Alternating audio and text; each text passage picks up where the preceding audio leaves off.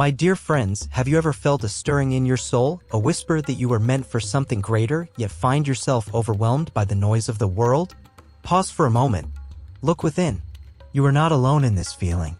You are chosen, not by chance, but by a divine purpose woven into the very fabric of your being.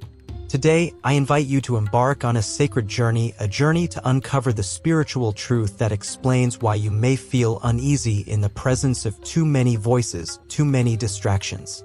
This is not a coincidence, it is a calling. Let us walk together as pilgrims of the heart to discover why. Beloved, the book of Genesis tells us that we are created in the image and likeness of God, Genesis 1 verse 26. This is no mere poetic phrase, it is a profound truth that echoes through the ages. Within you lies a divine spark, a sacred light that connects you to the Creator. But this light, though eternal, is delicate. It flickers in the chaos of the world, in the clamor of voices that pull you away from your true self. Have you ever stood in a crowded room, yet felt utterly alone? That, my dear friend, is not a flaw, it is the voice of your soul yearning for solitude with God. The prophet Elijah, in the first book of Kings, did not find God in the mighty wind, the earthquake, or the fire, but in a still small voice, 1 Kings 19 verse 12. So too must we seek silence to hear the divine whisper. When you are surrounded by too many people, too many demands, your soul struggles to hear this voice. You are chosen not to be lost in the crowd, but to shine as a beacon of God's love. Reflect on this. When do you feel most alive, most connected to your purpose? Is it not in those quiet moments when you are alone with your thoughts, with God? The Gospel of Matthew reminds us, "Come to me, all you who are weary and burdened, and I will give you rest," Matthew 11 verse 28. The world, my brothers and sisters, is a place of beauty, but also of burden. It is filled with voices, some kind, some cruel, some merely distracting, that seek to drown out the voice of God. You, as one chosen, carry a heart sensitive to these distractions. The noise of the world is not merely sound, it is the weight of expectations, the pressure to conform, the endless scroll of images and ideas that pull you away from your sacred purpose. Consider the story of Jesus retreating to the desert for 40 days, Matthew 4 verses 1 to 11. Why did he go?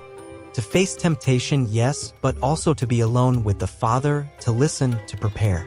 You too are called to moments of retreat. When you are surrounded by too many people, their voices, though often well-meaning, can become like the temptations in the desert, pulling you away from the truth of who you are. You are not meant to carry the weight of the world's noise. You are meant to carry God's light. Solitude, my dear friends, is not loneliness. It is a sacred gift, a space where your soul can breathe. In the Psalms, we read, "Be still and know that I am God," Psalm 46 verse 10. Stillness is not emptiness, it is fullness, the fullness of God's presence. When you step away from the crowd, when you close the door to the world's demands, you open a window to eternity. Think of Mary, the sister of Martha, who chose to sit at the feet of Jesus while Martha busied herself with tasks, Luke 10 verses 38 to 42. Mary was not idle, she was attentive. She chose the better part, as Jesus said, because she knew the value of being present with the divine. You too are invited to choose this better part.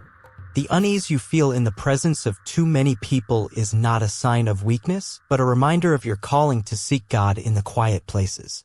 Embrace solitude not as isolation, but as a sacred encounter with the one who knows you by name.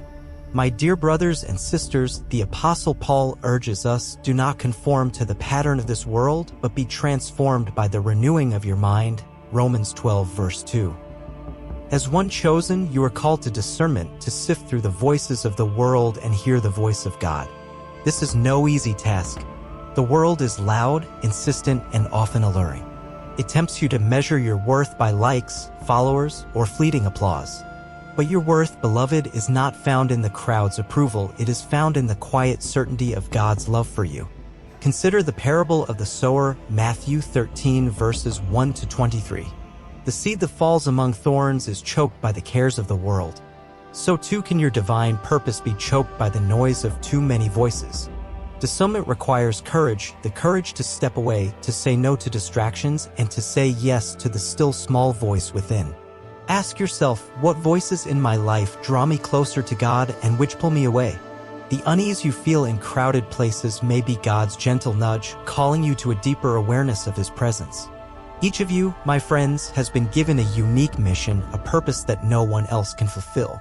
The prophet Jeremiah heard God say, "Before I formed you in the womb I knew you, before you were born I set you apart." Jeremiah 1 verse 5. These words are not just for Jeremiah, they are for you. You are chosen not to blend into the crowd, but to stand out as a witness to God's love. Yet, this mission can feel overwhelming when you are surrounded by too many people, each with their own expectations and demands. Reflect on the life of Jesus.